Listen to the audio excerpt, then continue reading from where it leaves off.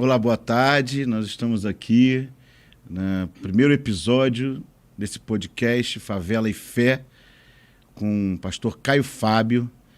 Esse episódio que nós estamos gravando aqui hoje é o primeiro episódio que vai ser uma experiência e a gente vai formatando no caminhar essa nossa experiência juntos aqui. Então, eu queria dizer que eu estou muito feliz de estarmos aqui, agradecer a Karina e o Denver, que prontamente nos atenderam aqui nesse estúdio maravilhoso, que nós estamos aqui em Brasília, e que vou estar aqui vindo todo mês em Brasília para ter o prazer de conversar com o pastor Caio, e a gente vai formatando juntos, queremos as suas opiniões também para esse podcast, e vamos juntos então. E eu queria apresentar também o pastor Caio na minha história de vida, porque já se vão praticamente 30 anos que nós nos conhecemos e que nós caminhamos muito nas favelas. Na realidade, a gente se conheceu a partir da favela, né? Muitas histórias que nós vamos contar aqui. E aí o pastor Caio Fábio vem me acompanhando durante todos esses anos e eu acompanhando também. Inclusive, esse primeiro livro meu, que está na terceira edição, Perseguindo um Sonho, tem o prefácio do pastor Caio Fábio. E é uma das pessoas que eu mais admiro, principalmente enquanto pregador do evangelho, do cristianismo verdadeiro e autêntico, que é aquilo que eu acredito também. Então, muito obrigado, querido pastor Caio Fábio. Meu querido, uma alegria por enorme. Estarmos juntos aqui. Não vai ter de antemão um formato, a gente vai poder utilizar esse conteúdo para muita coisa, né? E é o desafio da gente falar sobre a favela e fé, né? E eu estava pensando esses dias justamente o que a gente já está fazendo aqui, né? Uhum. E na favela todos têm uma religião, e religiões mais diversas, mas a fé, principalmente em Deus, está presente em todos os lugares. Em todos os lugares, né? Então, esse nome é muito legal. A gente já tem a coluna no nosso jornal, que é o jornal impresso A Voz da Favela, com 50 mil exemplares mensal. E agora a gente quer estender, porque a gente quer, inclusive, falar bastante para essa população das favelas, mas também falar para todo o público que quiser saber o que está acontecendo na favela, o que já aconteceu, todas essas experiências que nós tivemos juntos, né?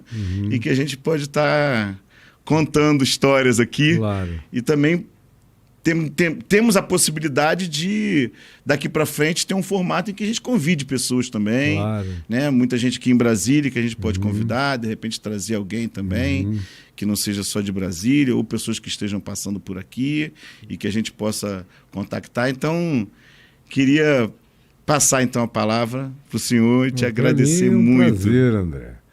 Eu acho praticamente redundante a ideia de favela e fé, porque favela é fé, profundamente. Quando você conhece as comunidades chamadas e agora livremente batizadas de favela, porque elas sofreram um processo de discriminação de nomenclatura em gerações diferentes.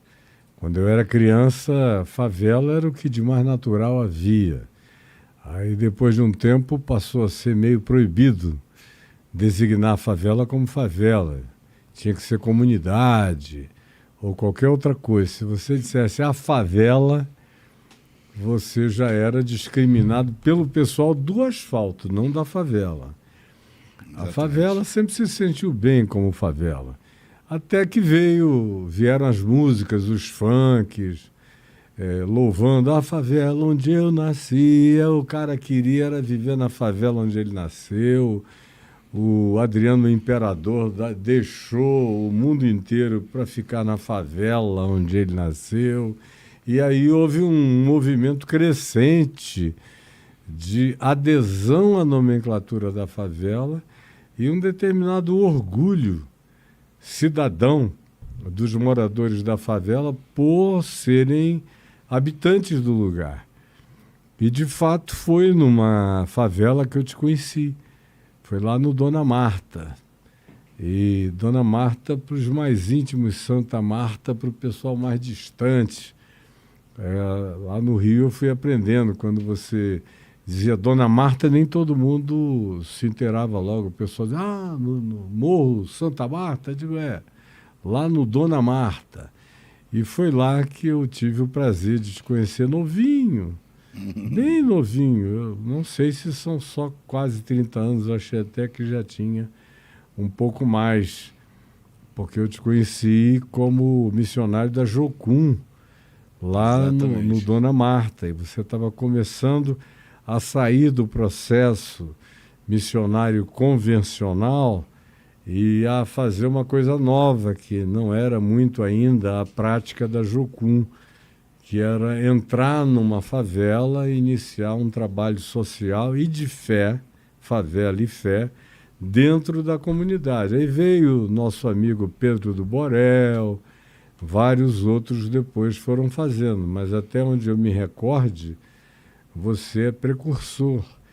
E eu fiquei tão feliz quando eu te conheci bem novinho ali, vindo também de um trabalho muito desafiante como mariner, como fuzileiro naval. E eu falei, não, esse cara gosta de um desafio. E aí foi para Jocum, eu falei, gosta de um desafio. Na Jocum estava pouco, foi para o Dona Marta, eu falei, ele adora um desafio. Aí foi quando eu te convidei. Falei, vem trabalhar comigo, justamente para ampliar esse trabalho, manter aqui no Dona Marta e alcançar outros. No tempo da Vinde ainda. Foi na Vinde, Eu lembro que a gente se conheceu num congresso primeiro, da Vinde, que eu fui. O irmão Joy até queria que eu fosse, eu fui. Isso mesmo, isso, um rapaz forte. O irmão Joy. Ele alegre, um sorrisão. Sustentava os missionários e tal. E aí ele me convidou, eu fui. E aí depois a gente saiu numa mesma matéria. Saiu uma matéria sobre a Vinde. E saiu uma matéria falando sobre o meu trabalho lá missionário, no Estadão. Marcos Uchoa. Eu conheço bem. Isso, que fez. Aí, daquilo ali, o senhor falou assim, André, chega aqui, vamos fazer esse negócio aí de... Você consegue entrar nas favelas? Vamos fazer uma subida nas favelas? A gente pensou em 50 favelas. Você consegue? Tem contato? Eu falei, tem.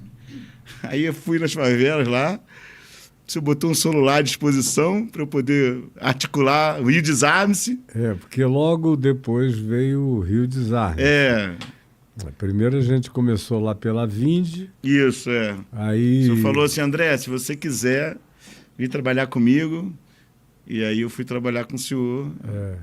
O objetivo, na realidade, era subir nas 60 principais favelas do Rio de Janeiro, que já estava chegando a perto de 600, alguma coisa assim. Mas se a gente fosse em 10% das principais favelas, já daria para emplacar o projeto de proposta de desarmamento que a gente estava fazendo. E eu já estava também dentro de Bangu 1, direto, desde 91. Eu e o pastor Washington de Souza, que ainda vive, está vivo, graças a Deus, lá na Barra. O Marcos Batista, que foi nosso companheiro em muitos empreendimentos e trabalhava também lá na Vinde. E aí a gente começou e foi um ano inteiro. Na realidade, o ano de 94 foi o ano todo de subidas em favela. No segundo semestre ficou um negócio muito intenso, porque o Viva Rio, juntamente com toda a mídia do Rio de Janeiro, resolveu acompanhar todas aquelas entradas nas comunidades. Aí isso foi crescendo. Eu tinha dado muita entrevista para jornais americanos, europeus e revista alemã como a Der Spiegel e televisões como a BBC e várias outras dos Estados Unidos. E uma matéria longa para o Miami Herald, de 8 páginas. Aí eles começaram a mandar também os repórteres deles para acompanhar, porque era um negócio que eles achavam completamente doido, sem correspondência na Terra, onde acontecia de tudo um pouco, e a recepção era a melhor possível, e ainda tinha o backup do pessoal de Bangu 1, dando instruções para dentro da favela, dizendo, é só gente do bem, é gente de Deus, é gente boa. Mas nessa a gente viveu episódios diferentes, os mais variados. Estou lembrando de um pastor, acho que pode citar o nome, né? O Ezequiel Teixeira, que chegou ali no pé do Santa Mata. Não, mas é que eu tive um sonho. Aí o senhor perguntou assim, André, o que você acha? Dá para subir? Claro, pastor Caio. Então nós vamos subir. Não, porque eu tive um sonho que não vai ser legal, que não sei o quê. Vamos subir. Vamos ouvir aqui quem está lá dentro. E subimos e foi maravilhoso. Teve também aquela ocasião em que o lá no juramento, eu não mandei informar ele que a gente ia subir no juramento, que era originalmente a casa do Escadinha. A mãe dele morava lá embaixo. Isso, O pessoal hoje em dia já nem sabe mais quem é Escadinha, Gordo, esse pessoal todo, Isaías do Borel, Celcinho da Vila Vintém, Miltinho. Todo esse povo faz parte de uma geração que só os mais antigos conhecem, mas eram figuras famosíssimas no Rio de Janeiro, especialmente. E a gente subiu. E estava no auge da Operação Rio.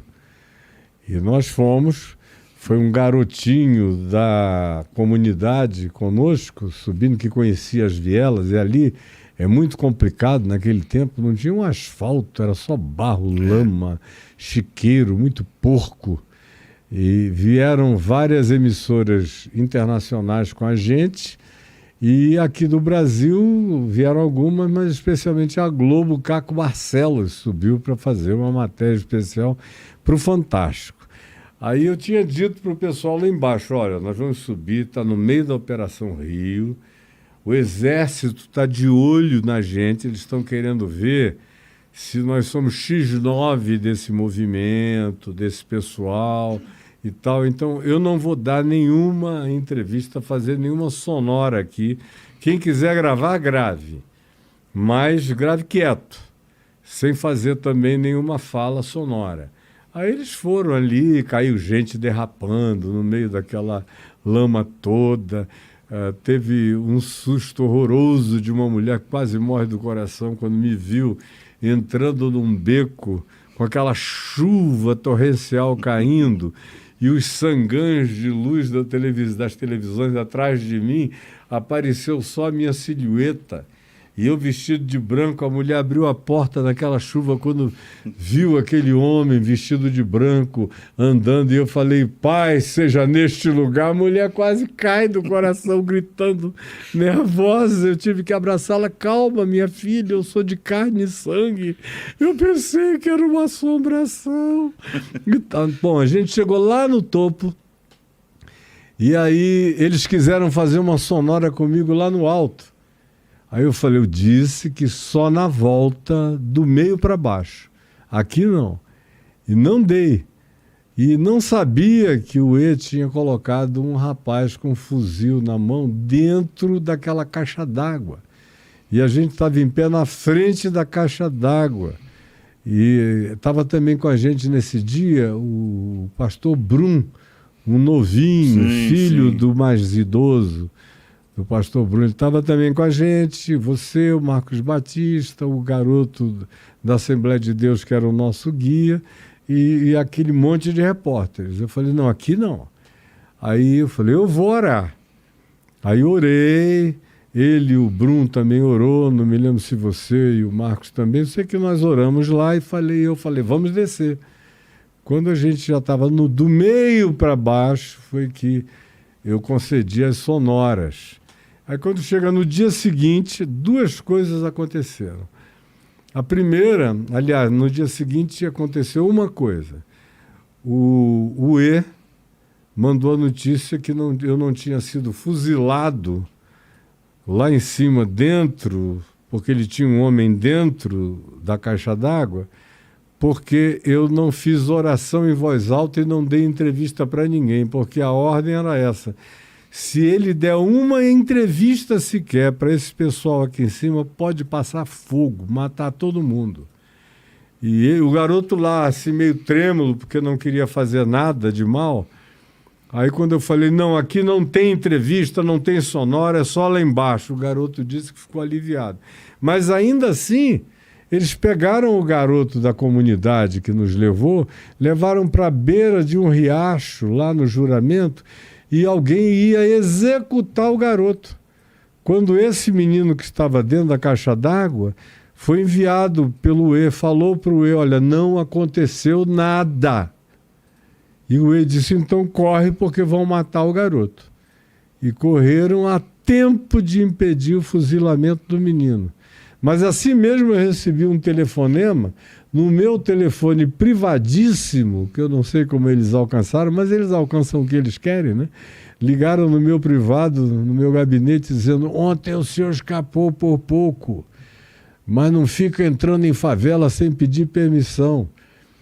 E eu, no meu desaforo do Evangelho, falo, olha, eu tenho uma ordem de alguém que me disse, vá por todo mundo e pregue o Evangelho a toda criatura.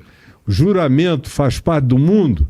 Se faz parte do mundo, eu vou pregar lá também. E tchau, e pô, bati o telefone. Marcos Batista falou, o senhor é louco, reverendo.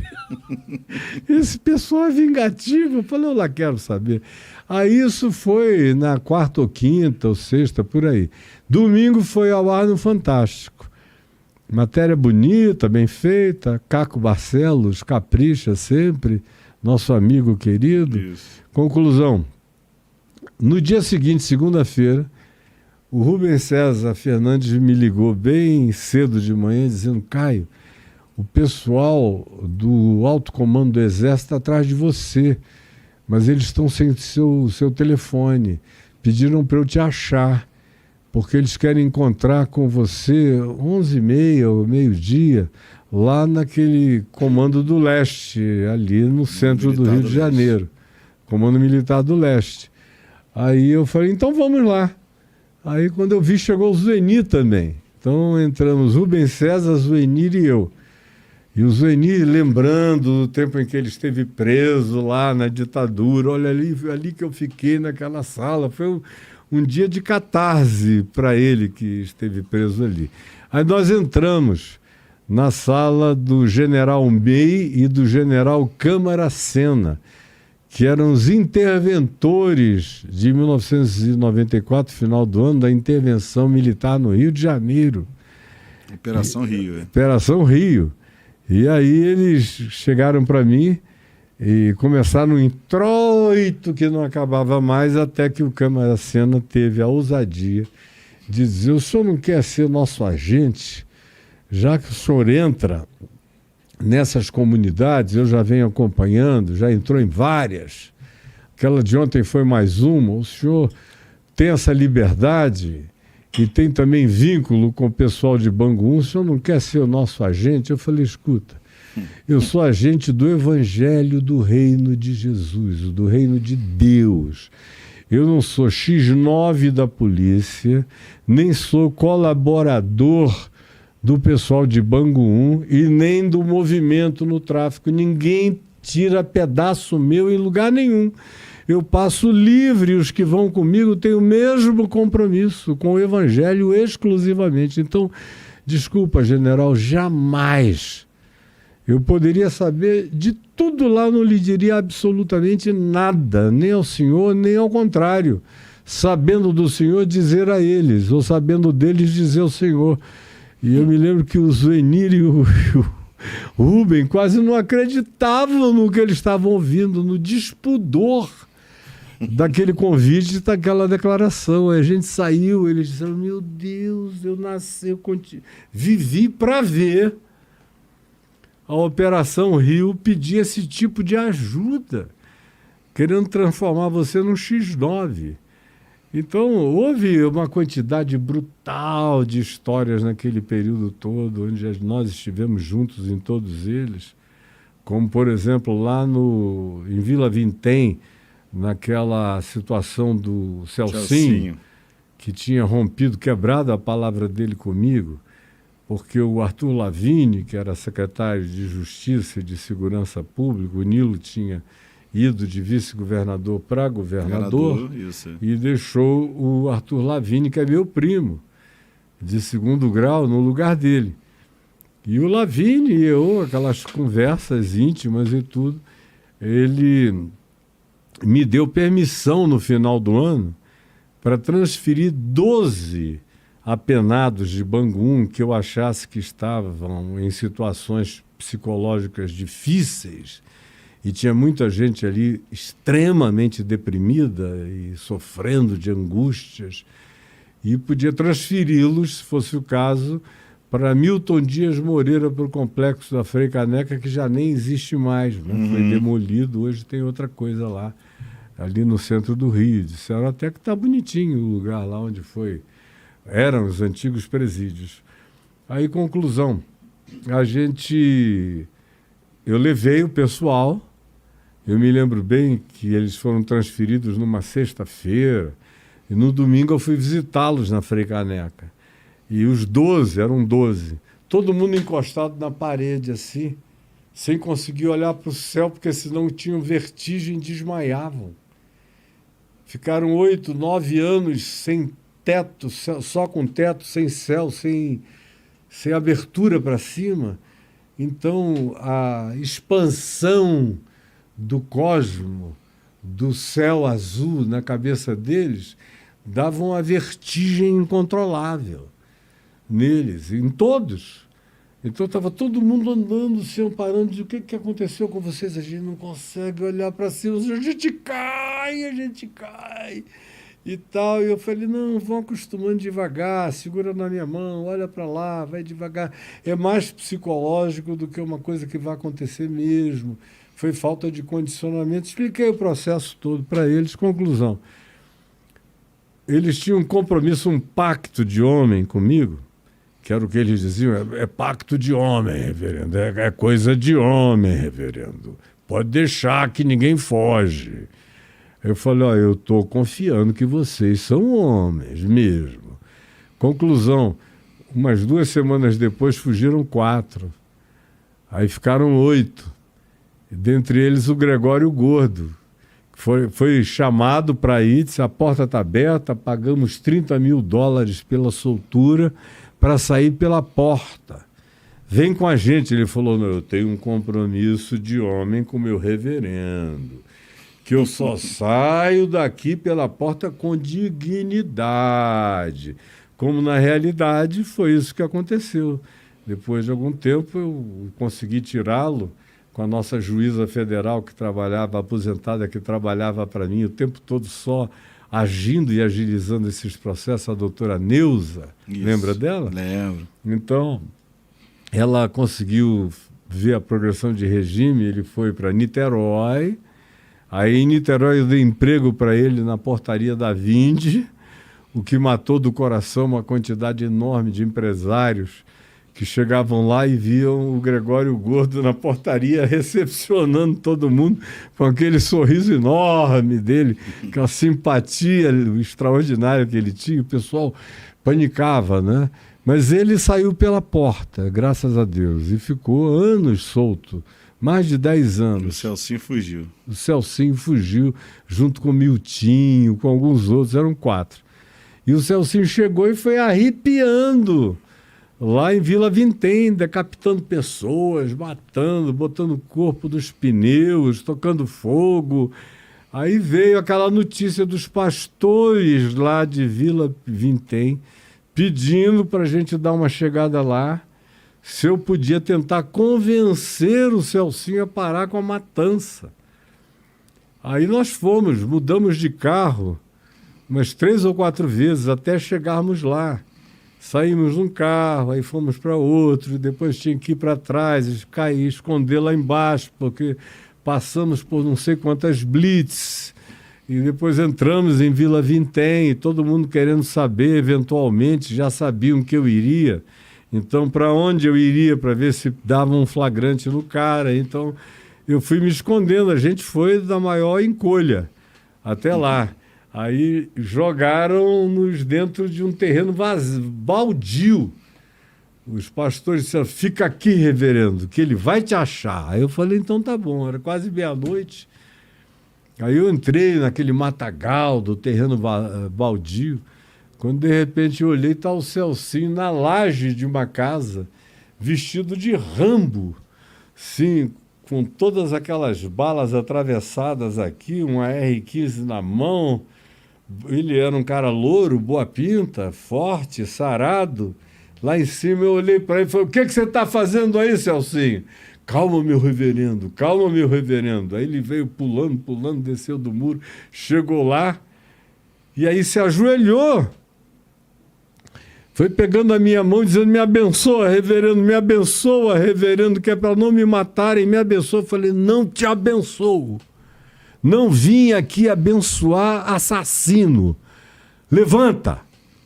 Aí ele levantou. Falei, o que você está fazendo? Você tinha um compromisso comigo, você não honra nada. Aí ele falou, mas eu não tive alternativa, reverendo. Eu cheguei aqui, eu tinha tomado tudo. Para eu ser de novo o chefe do negócio, eu tive que fazer o que eu fiz. Eu disse, isso não é desculpa. Nenhuma desculpa, Celcinho. Aí teve lá uma conversa que durou quase 1 hora e ele se emocionou várias vezes porque eu tinha tirado o Celcinho, porque quando eu chegava lá dentro de Bangu, ele era o primeiro a vir falar comigo e colocava a cabeça no meu ombro e chorava aos prantos de depressão, aquele homem bonito, forte, sarado, chorando, deprimido.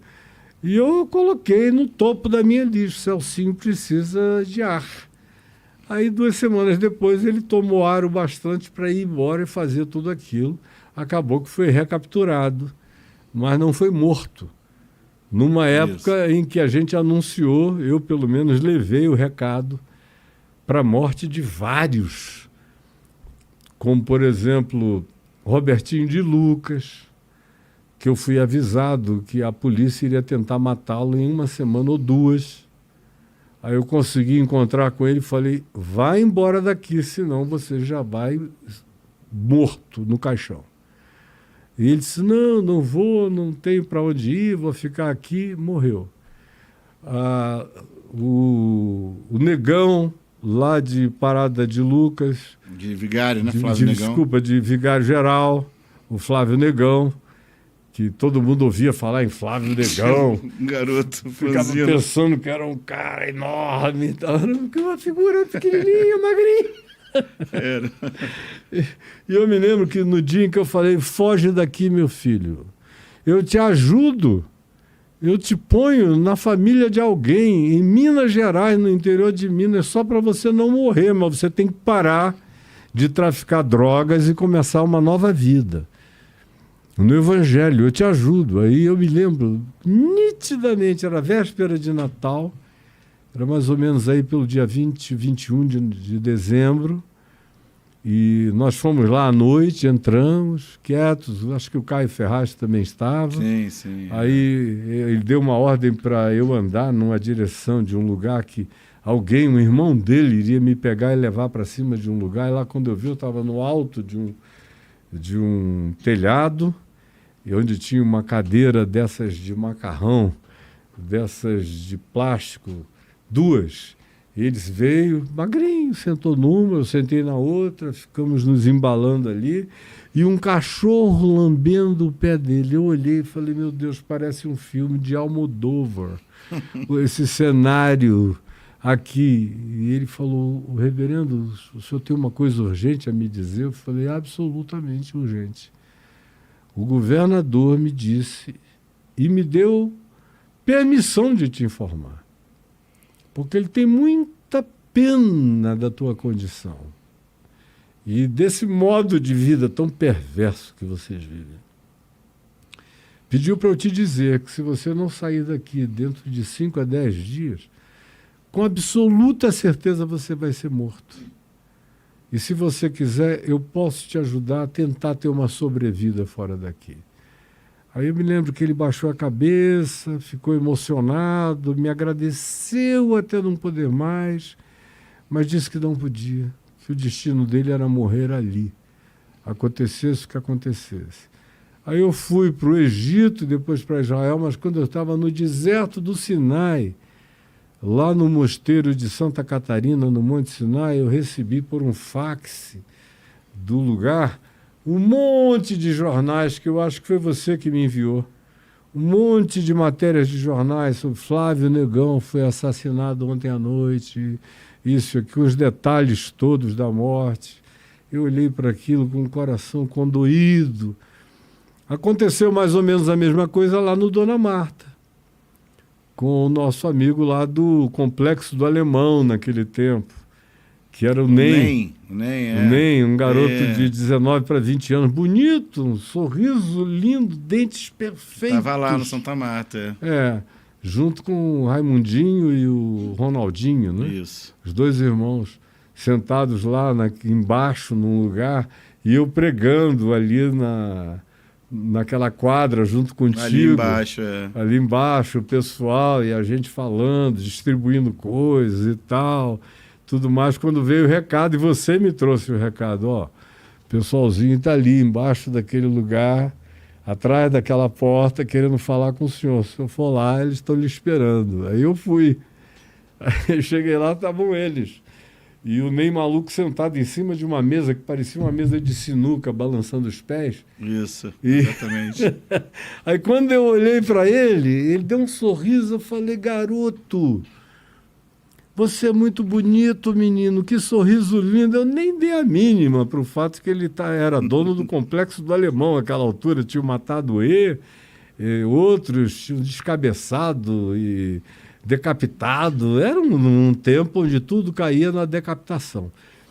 E ele tinha tomado conta do lugar do complexo. Aí eu falei a mesma coisa. Olha, você vai morrer e não vai demorar.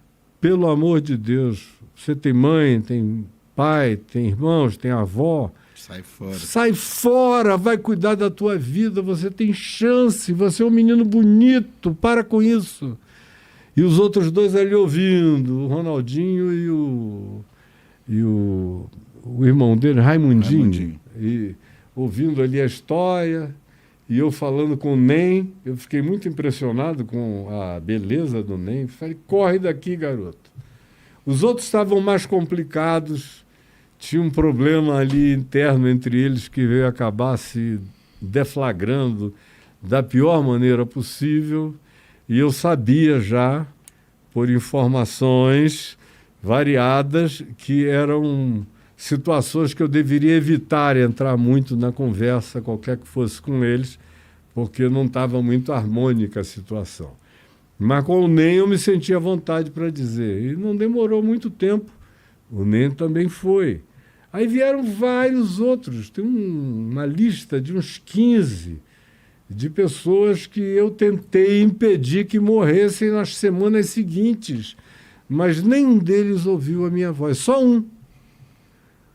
O Jacari, que era gerente do tráfico, não era o dono era o Jorge Luiz, que foi suicidado. Foi suicidado na delegacia da Barra da Tijuca, que é famosa essa delegacia da Barra da Tijuca. Ele foi suicidado lá. E o Viriato, lembra que eles dividiam o poder ali? Antes tinha o Parazão também, que eu acabei herdando a casa do Parazão dentro de Vigário Geral e passei para um outro movimento dirigido pela minha amiga Wanda Sá, para fazer um trabalho com mulheres, com crianças lá dentro, creche dentro de Jacari. E o gerente era o Jerebel. Lembra dele, sim, não? Um magrão. Sim. E o Jerebel tinha tocado meu coração assim que a gente assumiu a fábrica, Porque eu fui lá fazer uma visita de inspeção e quando eu vi um cara pular aquele muro, naquele tempo o muro não era ainda tão alto quanto depois a gente o fez tornar-se. Ele ficou com 8 para 10 metros de altura depois de um tempo, mas ele pulou, ainda eram uns 4 metros, ele pulou o muro. Eu vi aquele cara magro vindo na minha direção lá atrás da fábrica, onde não havia ninguém, onde a fábrica e a favela se emendavam, e ele falou: o senhor aqui é o reverendo que veio mudar este lugar? Assim, veio meio irônico. Aí eu falei: eu mesmo, companheiro. Aí ele falou: e o que é que vai acontecer aqui? Eu estava com tudo na cabeça, eu saí dizendo: ó, lá na frente vai ter isso, isso, isso, isso, isso.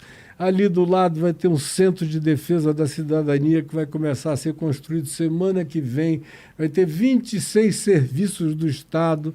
Ali vai ser esportes, vai ter um centro esportivo. A gente vai formar um monte de gente para as Olimpíadas saindo de Acari, Amarelinha, adjacências, Barros Filho, não sei o quê. Fui dizendo projetos, no fim eram 66 projetos. Aí ele ficou parado, olhando assim para mim e falou: olha, se tudo que o senhor está falando o senhor fizer, eu vou perder para o senhor. Meu movimento aqui já era se o senhor fizer isso, porque a gente só existe com a força que a gente tem, porque não tem nada disso. Se tivesse isso, nós não teríamos o poder nem de mobilizar as crianças, para soltar foguete, avisar da entrada da polícia, virarem aviõezinhos para lá e para cá, não ia ter nem gente para isso. Vocês iriam desmobilizar esse negócio. Agora, deixa eu lhe dizer, eu tenho tantos filhos, todos precisando do senhor aqui. Então eu faço votos que isso tudo emplaque e dê certo, porque vai ser a minha maior alegria se eu for vencido pelo seu trabalho. Rapaz, eu me emocionei, vieram lágrimas nos meus olhos, eu abracei o cara, fiz uma oração com ele lá atrás, eu falei: Senhor Jesus, dá essa alegria ao Jerebel, de ele ver que o Evangelho venceu em favor dele, da casa dele, da família dele, e tem compaixão dele. Aí passa mais um tempo, a fábrica já funcionando, tudo aquilo, quando aconteceu o incêndio na Xerox. E você devia estar lá naquele dia também. E o incêndio na Xerox. E aí eu fui lá para o alto, vi o que estava acontecendo, mandei cortar os telhados ali, fazer um fosso entre os telhados, entre os 17 galpões emendados, senão o fogo ia pelo amianto, ia comer e lamber e incendiar todos os galpões da fábrica. A gente conseguiu conter em 2 deles bem no início. Por causa dessa iniciativa, a Globo estava atrapalhando muito, com o helicóptero rodando em cima, filmando e tudo. E eu: vai embora daqui, liguei até para o João Roberto, eu liguei: pelo amor de Deus, João, diz para a Globo sair aqui de cima, porque eles estão fazendo vento, aumentando o incêndio e tal. Pois bem, aí naquele dia o incêndio foi contido de fato pela comunidade, pela favela. Muita mobilização ali. Não é? Porque os bombeiros demoraram horas para chegar. E foi a favela, foi a garotada, foram os alunos da fábrica, os pais, todo mundo, o movimento do pessoal do tráfico. A fábrica que era deles, né? Todo mundo falou: não, isso aqui é nosso. Literalmente é nosso, isso não pode pegar fogo. E foi surgindo água de tudo que é lado, e eles foram apagando, mobilizando de tudo que é jeito. Quando os bombeiros chegaram, já estava praticamente na hora de fazer o rescaldo, porque a favela fez isso. E naquele dia, veio o Jerebel e falou: eu não lhe disse que o que o senhor está fazendo aqui é a melhor coisa que podia acontecer. Olha o povo como está feliz. Aí passa mais um tempo, depois de uns meses, quase um ano, veio aquela história do Marcelo Alencar, daquele complô de Marcelo Alencar, César Maia e o arcebispo Dom Eugênio Salles, com o general Cerqueira, com o coronel Marcos Paz, que encomendaram alguma coisa para mim, criarem uma situação difícil midiaticamente falando, na fábrica de Esperança. Aí eles entraram, o coronel Marcos Paz botou um pessoal infiltrado, porque eles almoçavam na fábrica todo dia, aquele 9º Batalhão. Você lembra como eles iam almoçar na fábrica? Naturalmente, era a porta da casa deles aberta. Alguns deles foram lá atrás e colocaram os papelotes de cocaína que tinham sido apreendidos meses antes. Eles tiraram do Instituto Éboli lá para levar uma cocaína que era antiga, que facilmente seria identificada como totalmente fora de prazo. Mas eles queriam tentar me incriminar e fazer a mídia toda me questionar. Pois bem, eu estava na Bahia, me ligaram, eu voltei correndo, foi aquela confusão, você lembra? Daquela situação louca de mídia para tudo que é lado e tal, e Betinho e Rubens César segurando a onda até eu chegar. Eu cheguei, a gente foi em frente. Pois bem, naquele dia, quando eu estava indo embora, alguém bateu no meu carro, no vidro. Quem estava dirigindo para mim era o seu Manuelzinho, que era o pai do Rodney. Miguelzinho. Miguelzinho, pai do Rodney, que era nosso cameraman, que depois foi ser cameraman da Globo. Ficou com o senhor muito tempo. Muitos anos. E aí eu vi aquele anel batendo no vidro do carro, eu olhei, era o Jerebel, baixei. Aí ele falou, estou me despedindo do senhor, porque hoje eu vi que o que o senhor está fazendo aqui é o que pode salvar essa comunidade. Mas eu vi que as autoridades não querem. E eu já estou convencido de que ficar aqui também é a vida que eu não quero.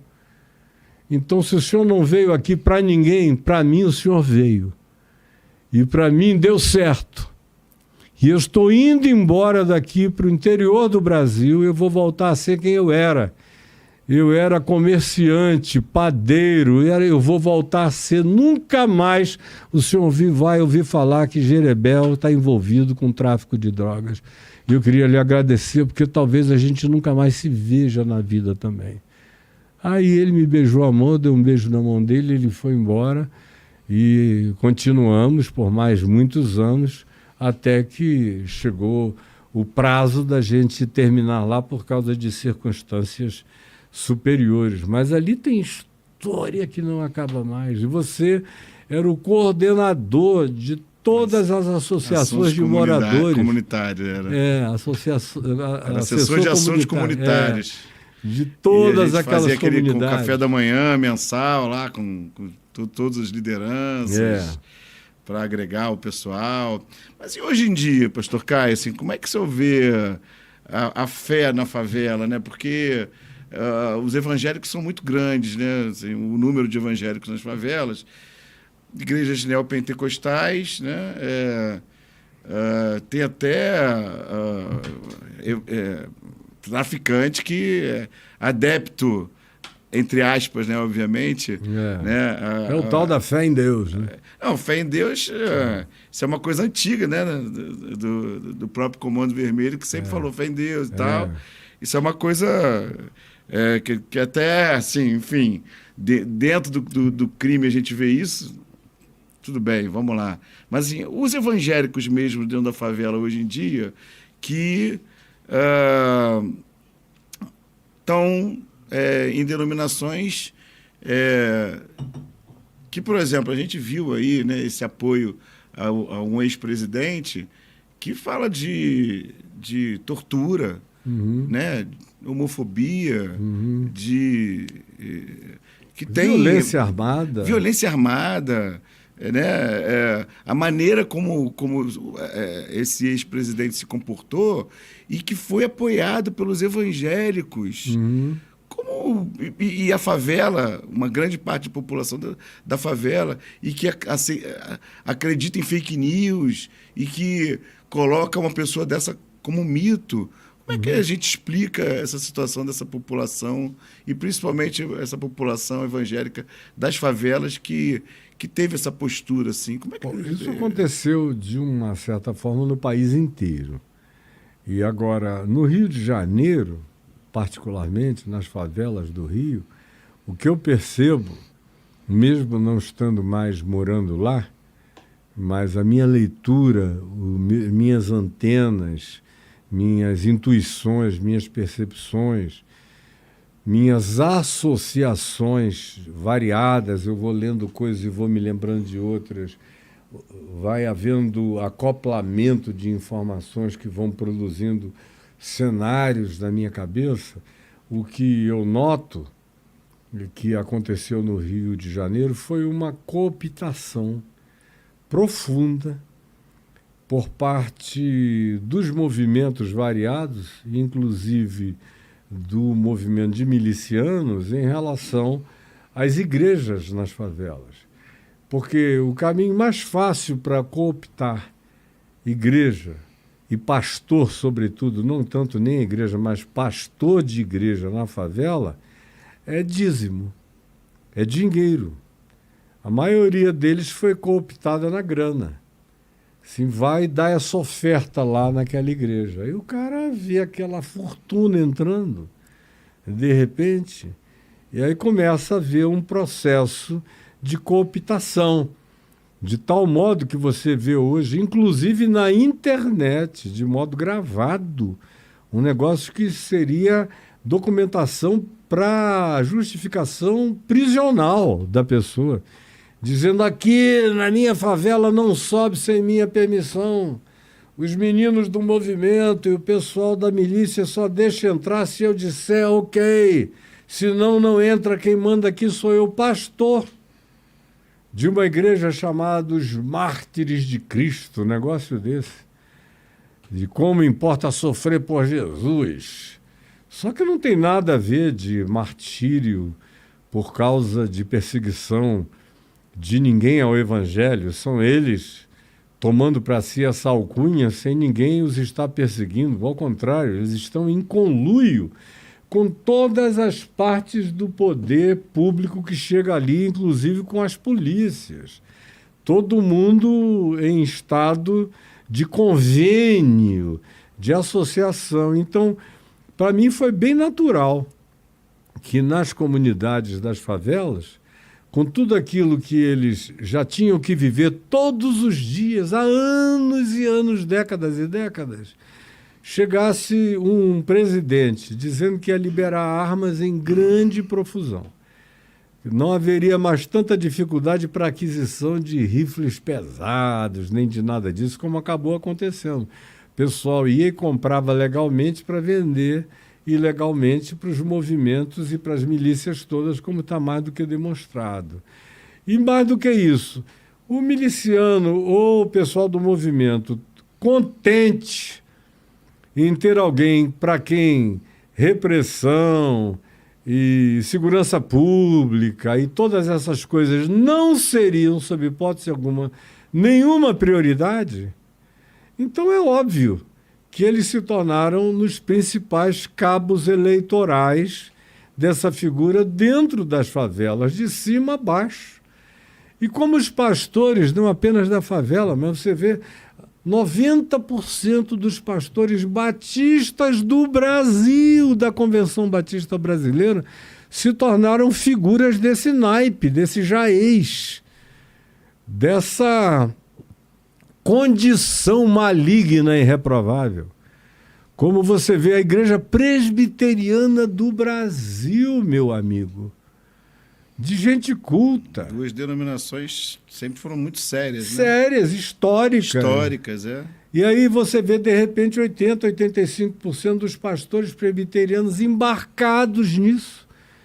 Eu vi um dos principais líderes presbiterianos atuais dizendo que tudo que ele queria, antes do Bolsonaro ser eleito, é que ele fosse eleito porque ele queria comprar uma 45, tamanho não sei o quê, para andar com ela na cintura.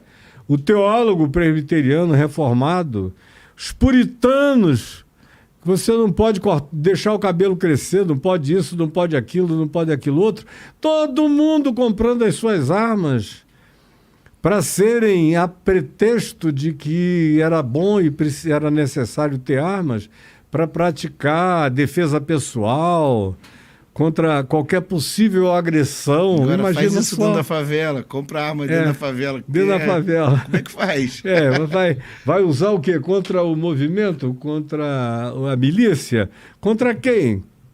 Pelo amor de Deus, uma loucura. Uma loucura. Não faz sentido. Então, o que eu creio, André, é que nós vivemos um estado que não tem comparação com o surto coletivo do nazismo, do nacionalsocialismo nazista da Alemanha de Hitler. Lá tomou as dimensões que tomou. Mas nós fizemos um ensaio aqui extraordinariamente divulgador do potencial que, como país, nós teríamos se porventura tivesse havido um golpe, e com esse golpe, tudo mais que o seguiria, nós poderíamos nos tornar um Brasil irreconhecível de tanta violência, maldade e perversão. Esse povo da alegria, do Zé Carioca, do Ziraldo, das levezas do Maracanã, dos dribles, da brincadeira, do carnaval da Sapucaí, das mulatas, do molejo, da malemolência, da brincadeira, da malandragem saudável, tudo isso ia acabar e iria dar lugar a esse país do ódio, da hostilidade, e todo mundo crente. Todo mundo crente, com fé em Jesus, num Jesus que é a imagem e semelhança de Sansão, de um Jesus inspirado em Josué, matando crianças, velhos e todo mundo, tomando a terra. Num Jesus que não tem nenhuma semelhança com Jesus de Nazaré, com Jesus do Evangelho, com Jesus da cruz e da ressurreição. Um Jesus diabólico, um Jesus satânico, um Jesus malafaiado, um Jesus horroroso, um Jesus demoníaco. E é isso que ainda existe em grande quantidade. Só para você ter uma ideia, se eu somar o que eu perdi em 2018 e o que eu perdi em 2022 só por bater no Bolsonaro, eu perdi quase 1 milhão de pessoas na soma dos meus seguidores, todos evangélicos, com ódio. E quem não foi embora disse: eu não vou embora porque quando você prega o evangelho, ninguém prega como você. É só por isso que eu vou ficar, para esperar passar, para continuar te ouvindo. Mas 1 milhão foi embora na correria, porque disse: te odeio, não quero te ouvir nunca mais. Graças a Deus tem um bocado deles voltando, né? Arrependidos e tudo mais. Não era nada do que disseram que seria. O comunismo não veio nem virá, eu não sei nem onde ele existe na face da Terra, nem em Cuba você encontra mais, não encontra nem na China. Na Rússia já acabou há tanto tempo, eles estão lá numa de se fazerem do Putin virar um czar do Império Russo, mas nunca mais um Stalin, nem coisa do gênero. E eu não sei, o comunismo só existe na cabeça de pastor doido no meio evangélico, porque ele não existe mais em lugar nenhum do planeta. O pessoal está procurando com lupa ou com microscópio, porque no telescópio para cima você não acha, e no microscópio, vendo as pequenas estruturas, você também não encontra. Aí vem um Flávio Dino, na gozação. Estava pensando nele aqui agora. Na gozação. E diz que ele é comunista, um comunista catolicíssimo que ora e reza todos os dias, que frequenta um cultozinho de vez em quando. Mas também por que não, né? Mas ele falou aquilo muito mais de gozação, de provocação mesmo. Porque, de fato, o Partido Comunista do Brasil é uma memória, um eco, é uma charge, é um cartoon de um comunismo que já não está aí, é uma nomenclatura. É como... apesar de ser um partido composto por pessoas... De esquerda.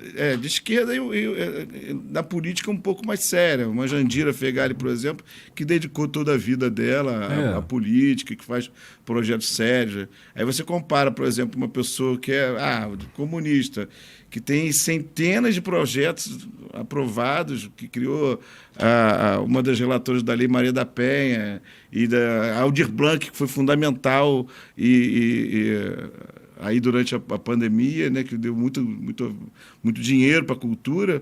E aí você compara o próprio Bolsonaro, que ficou 27 anos como político, que não apresentou absolutamente nada enquanto parlamentar, né? Então,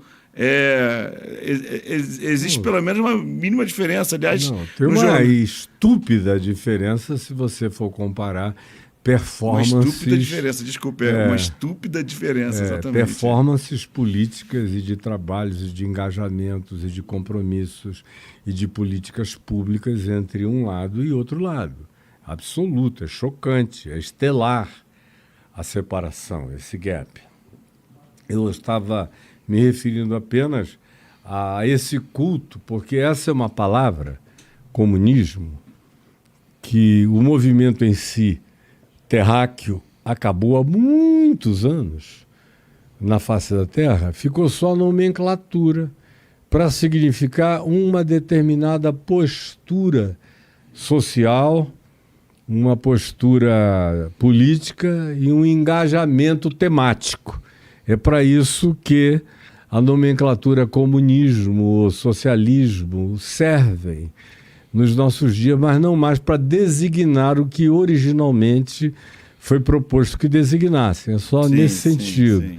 Agora, para os evangélicos, essa é uma nomenclatura que, quando usada, é como se estivesse todo mundo vivo, com espada e foice, martelo na mão para decapitar, degolar, invadir as igrejas, fechar os templos. Comer criancinha. Comer criancinha, acabar com tudo. E é isso que é divulgado. E como eles não se alimentam da verdade, conhecereis a mentira, e a mentira vos escravizará. E de fato é o que eles praticam. Então fica esse nadar de braçadas demoníaco desse pessoal dentro dessas igrejas, que são os lugares mais alienados da face do planeta.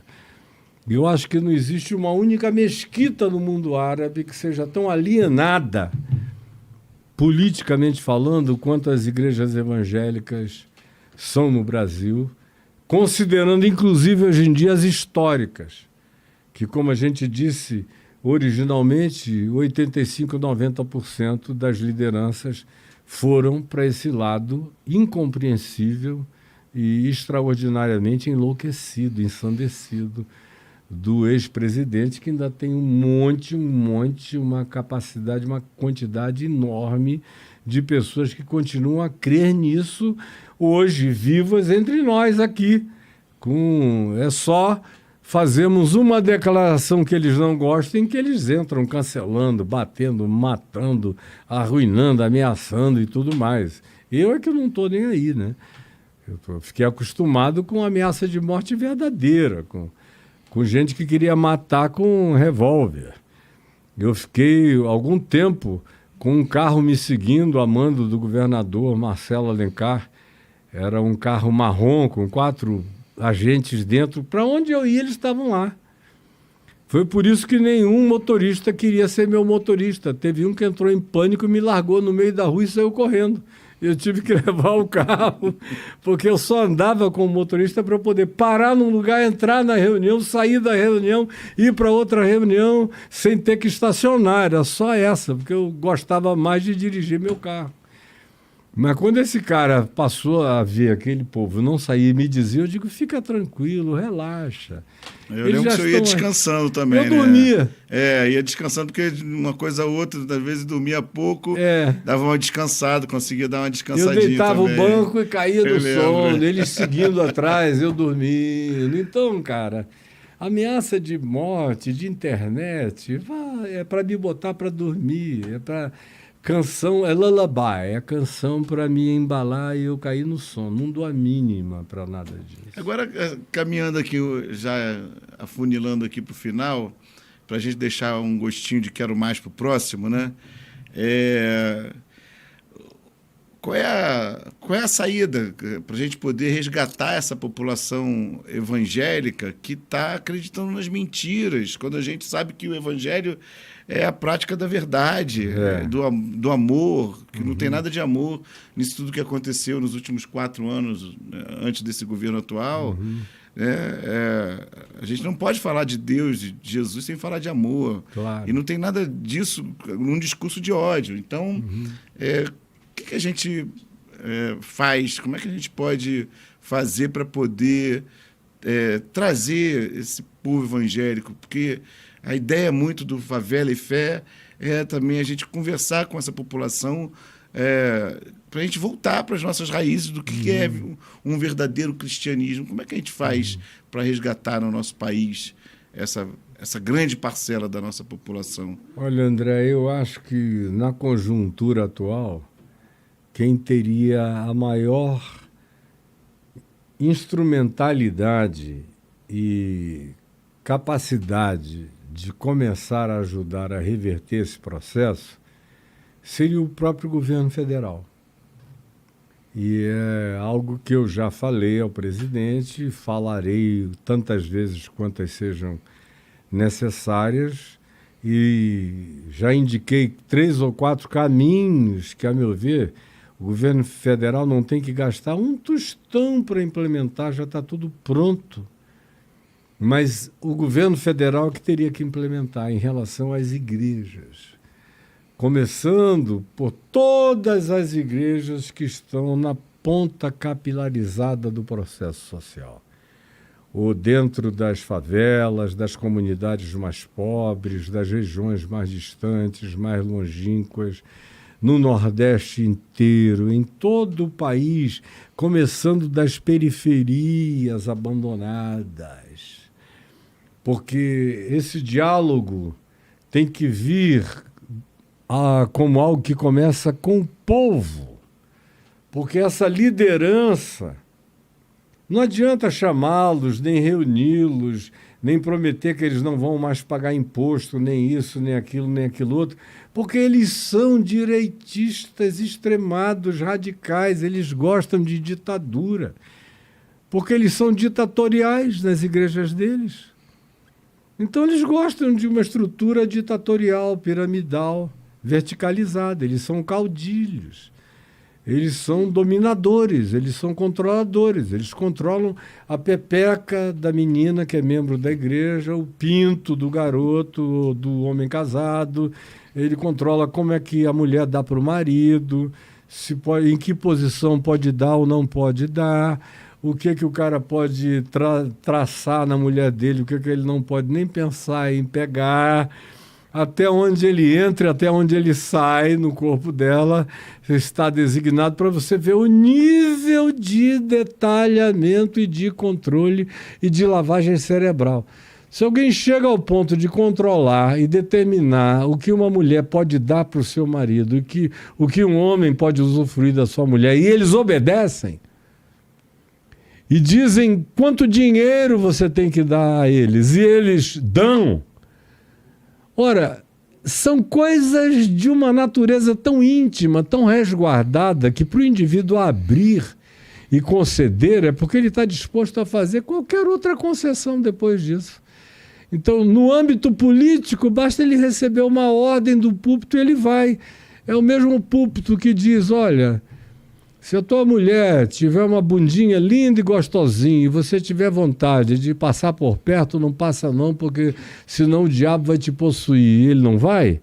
E ele aceita? Não, a ordem que vem é para votar em fulano de tal, eles vão e eles votam. A lavagem cerebral desse grupo é muito maior. Então tem que começar do povo. E tem que começar sem tema teológico e sem tema político. Tem que começar com serviço. E aí o ministro Wellington teria um papel extraordinário. E aí o Wellington Dias, o governo federal, teria um papel extraordinário de entrar na capilarização e fazer o que o Bolsonaro fez para o bem. O Bolsonaro transformou todo o templo num comitê eleitoral. Todos os templos do Brasil praticamente viraram comitês. Todos os templos do Brasil tinham que virar centros de distribuição, de acessibilidade à Bolsa Família, a soluções sociais, a recursos os mais variados. E aí o pastor não tem como dizer não quando o approach é feito lá no âmbito da população. Tem que começar a comer da beirada para dentro.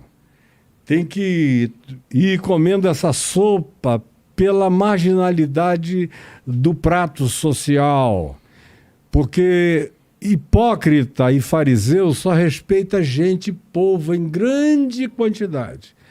Quando eles começassem a ver o povo feliz com o governo, por exemplo, do Lula, com o ministro Wellington na pasta dele, levando todos os benefícios sociais possíveis, incluindo saúde também, com a Anísia, todos os ministérios da ponta e da área social sendo colocados e priorizando as igrejas na ponta do processo como grandes distribuidores de benefício social, sem perceberem, sem diálogo ideológico, sem tentativa de mudar nada, eles conseguiriam afetar profunda e radicalmente a concepção da igreja evangélica como um todo, das favelas a qualquer outro rincão do Brasil e em qualquer outro âmbito, aonde ele pudesse usar as estruturas religiosas de todos os outros grupos religiosos que estejam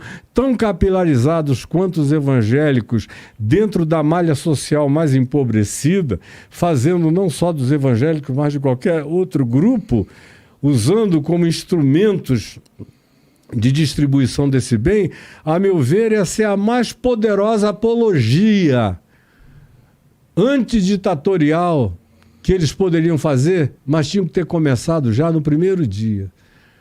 Eu estou dizendo isso desde o primeiro dia. Você chegou a conversar com alguém? Com o presidente eu já dei dicas. Essa semana mesmo eu falei com ele, eu tenho o telefone particular dele, eu deixei. Falei, eu sei que você está viajando, está até correndo, mas eu falei com o secretário dele. Falei, você me garante que amanhã de manhã, quando ele voltar, você toca essa mensagem para ele? Garanto. Aí depois ele me respondeu dizendo, toquei para ele, ele ouviu a sua mensagem inteira.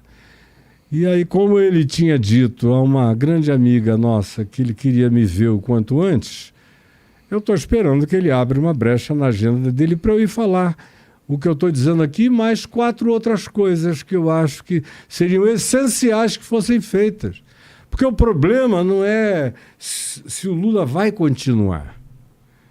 Esse não é o meu problema, nem a minha questão. Uhum. Essa não é a minha bandeira. Uhum. A minha bandeira suprema e, antes de tudo, é Bolsonaro não voltar. E nenhum bolsonarista voltar.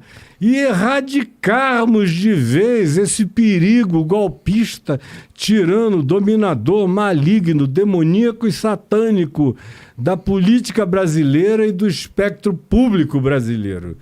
Esse é o meu problema.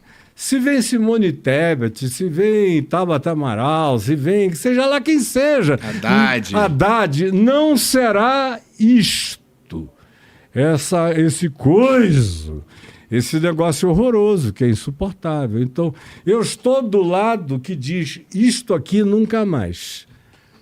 Não é fazendo proposituras pela continuidade necessariamente de ninguém. Eu só não quero a continuidade daquilo ali. Jamais. Ficou bom. Eu gostei dessa. Bolsonaro nunca mais. Bolsonarismo nunca mais. Nunca mais. Então acho que a gente está indo para o final agora. Quero agradecer muito. Que bom, meu amigo. Foi muito proveitoso. Eu estou muito empolgado para continuidade. Enquanto a gente conversava aqui, pensei em possibilidades de convidados. Né? Falou o nome do ministro Wellington Dias, que realmente é uma pessoa muito preocupada com a questão da fome no país. Uhum. Né? Enfim, vamos pensar juntos. Né? Agradecer ao nosso público aqui presente. agradecer mais uma vez aqui. Nossa querida Jandira, que poderia vir também, tá aqui do lado. Exatamente. Inclusive, ela falou que o senhor já tinha convidado ela, que ela está querendo muito vir. A gente vai tomar um café qualquer hora dessa. Ótimo. E agradecer mais uma vez aqui, Karina e Denver, que nos cederam esse espaço aqui. Vou deixar aqui de presente esses meus 2 livros, né? Perseguindo um Sonho e o Novos Rumos da Comunicação Comunitária no Brasil, aqui no estúdio, né? Alguns exemplares também do nosso jornal, A Voz da Favela, que em breve eu espero que esteja circulando em Brasília também. E agradecer mais uma vez por tanto, né? Mano, você é um filho da minha vida, da minha casa. Sempre foi, já há tantos anos.